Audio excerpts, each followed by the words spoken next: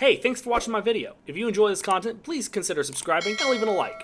Every bit of support is greatly appreciated. Now let's get to the video. Guess what I'm talking about? Scooby! No, that's next week. Tubi. Yeah, Tubi. Tubi is the leading player in streaming services that are free only because you have to pay $20 to watch Impractical Jokers and fuck all else on HBO Max. I've just been told they've removed Impractical Jokers from HBO Max, so what am I gonna do?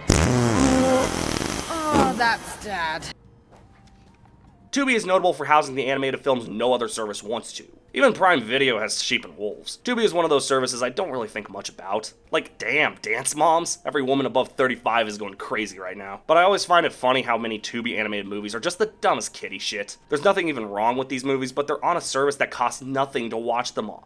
Think about it. You're an animator, you worked on this big animated project you're super proud of, you and your team are ready for the reviews to pour in praising your hard work, but damn it, your movie was Agent Fox and now nobody wants to watch your shit. Well, Tubi comes in to scoop up the homeless people of animation, streaming their films for free. Now, the selection we have here is not the complete selection of animated movies on Tubi, but I'm more than happy to check out more of these if this video does good. 30 likes and I'll drop a part 2. So, we got Son of Bigfoot first up on the chopping block. Oh no, did N-Wave make this one? Ooh, that's a company I associate with actual garbage. We see a doctor getting chased down, must be the guy who cured cancer. That's the dumbest shit I've ever seen. Like, what's up, Danger? I know this isn't the most original comment in the world, but this looks AI generated. Is that crazy to say? So we cut to, dear God, 12 years later? And I thought Peach's time jump in Ice Age 4 was ridiculous. Ew. Oh, it's Gum, okay. No sleeping in detention. He sounds like Melvin from Captain Underpants. And he looks like a human version of Pigeon Toady. Oh my God, I just saw a meme with these 3 bullies. You're dead, snitch. Oh, shiver me fucking hey, dudes, we got a Tommy Tough Knuckles over here. So he turns into Bigfoot slowly. I gotta say, in comparison to other N-Wave products, this isn't nearly that bad. Cha-ching! 2 points! That's 3. I don't know a lot about sports, but I know 2 things. Never bet on the Jets, and that's a 3-pointer. Get real. Also, this mom is not the same mom from earlier. I know it was 12 years ago, but come on now. She bad, though. Wow, I'm simping for a human character. That's insanity. So more and more Bigfoot stuff happens. I can't believe you don't like my meatloaf. I'll let you in on a secret, Mom. Nobody likes your meatloaf. Damn! I will say, this movie has serious pacing issues. So far, we've seen the scientist dad get chased, his son growing up and hitting puberty, I think? I don't know. Him getting bullied, and now we're at the science guy, and you'd think all of that would be at least 20, maybe 25 minutes. 10 minutes. It doesn't really slow down, and 2 things don't help that case. The animation is very generic, and the main character might as well go in the DJ Victor pile because he's absolutely bland. So Adam gets bullied again because look at this kid, you'd punch him too. And I'm sorry, these are the bullies? Oh, don't come to mine and Pat God's session, you're getting flamed. Get him.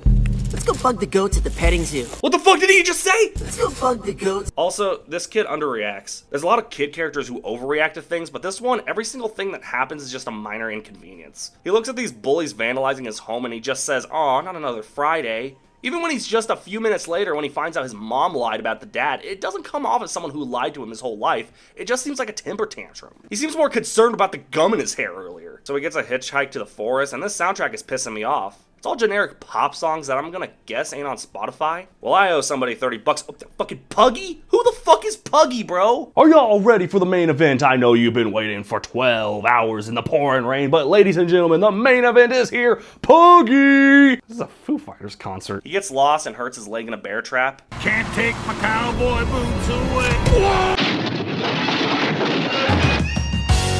No, Bigfoot saves him, obviously. The hair guy finds out Adam was involved, and that's breaking and entering. That's a crime. Adam reunites with his dad.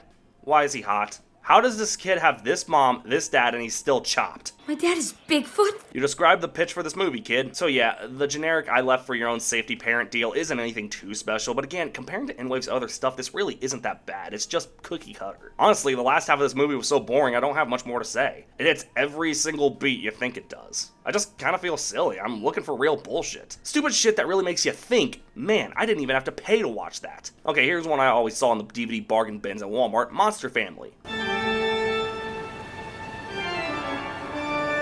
Ooh, organ music. Never heard that before. I'm not gonna like this one, am I? Well, we meet the rest of the family like I give a shit. There's a son who's a total dork, so he gets bullied. I'm getting flashbacks. I want to shove him in a locker, and I had an obsession with stamp collecting as a kid. I mean football. Totally football. I was the mom from the last movie, I'd understand more. She was bad as fuck, and she wasn't British, so that's a win-win. Made me aware that the dad's name was literally Frank, and that got a laugh out of me. I gotta say, design-wise, they didn't really go far enough. Dad. Come on, get on up. So the family does the usual stuff they would do in this scenario. The son goes and scares his bully off, the daughter goes and gets rejected by Niall Horan, and they all get back to the house. They fight, it's boring. Too bright, this isn't London. Oh my god, this is actually my favorite movie suddenly. All four of these characters are miserable to watch, and it's freaky as fuck for some reason. They meet Jamie Lee Curtis and Frank Falls.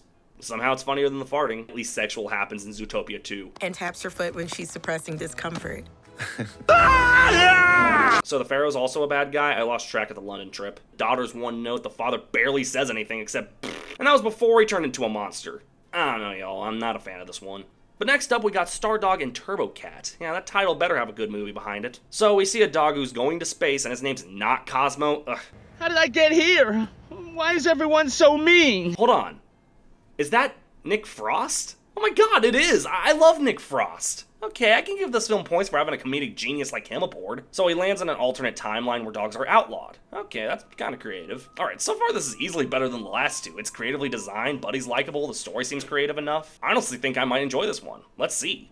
Teach you to mess with my masterpiece. Luke Evans? Wait, two solid enough voice actors off the rip? Wait, this gets bad, right? It's on Tubi, it has to be. I guess him being a parody of Batman isn't the most creative thing, but even then, he gives more of a Darkwing Duck kind of parody. I guess the robot design is also really close to Ozzy from Rock Dog, but him trying to find some milk to convince TurboCat to help him is pretty funny.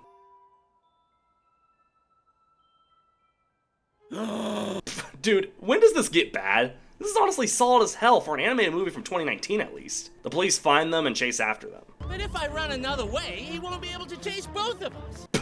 Okay, I've only not laughed at like a solid 2 or 3 jokes. This is somehow really funny, all things considered. I'm listening. No, you don't gotta explain nothing to me. My ears are open, okay? I'm gonna be honest.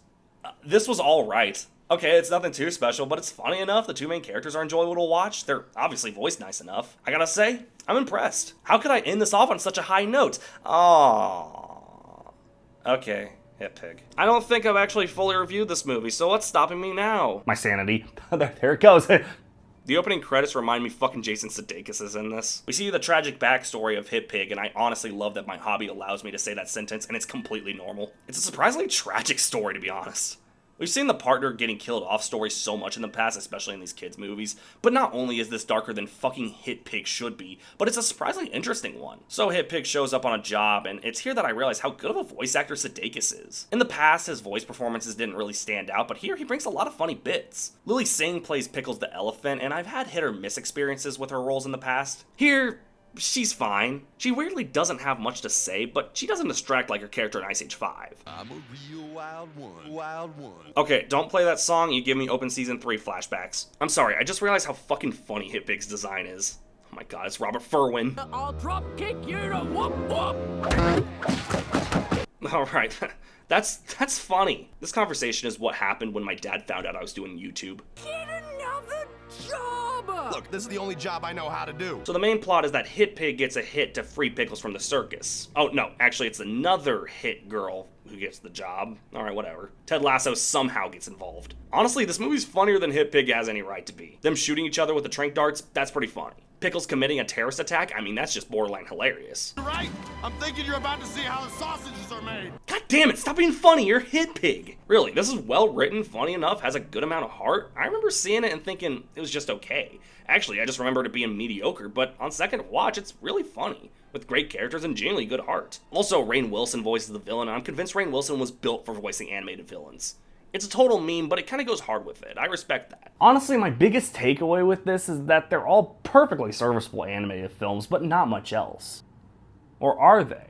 You see, I've picked up a little message within all 4 of these movies, and there's something that connects it all. Something that really is the bread to this peanut butter sandwich. Think about it. All 4 of them have generic animation. They all were made by similar companies. Nobody knows they exist. And to make matters worse, apparently they're all on the same service where you can watch them for free with ads. There is one single thing that's connecting this all. One thing that we're not really looking into. You feel it, right? You feel that little connection with all of them. What could it possibly all mean? What could everything be connecting to? And I'll tell you, Hitpig is my dad. Oh yeah, that's really good. That's a good ending, Xander. You never know how to really end videos, do you? Okay, to be continued, or will it?